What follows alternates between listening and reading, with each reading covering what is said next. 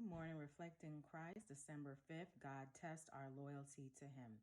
Exodus 17, verse 1. And all the congregation of the children of Israel pitched in Rephidim, and there was no water for the people to drink. By the command of God, the children of Israel were brought to Rephidim, a place destitute of water.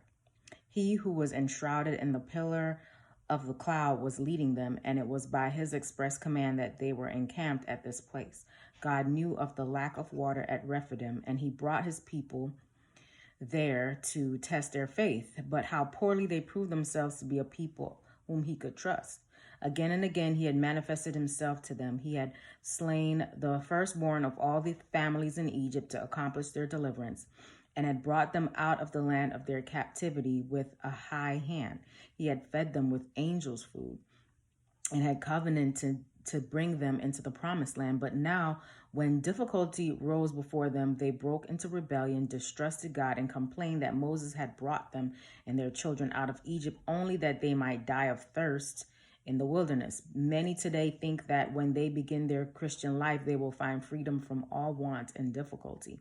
But everyone who takes up his cross to follow Christ comes to a Rephidim in his experience. Life is not all made up of green pastures and cooling streams. Disappointment overtakes us, privations come, circumstances occur which bring us into difficult places. As we follow in the narrow way, doing our best as we think, we find that grievous trials come to us. Conscience stricken, we reason if we had walked with God, we would never have suffered so.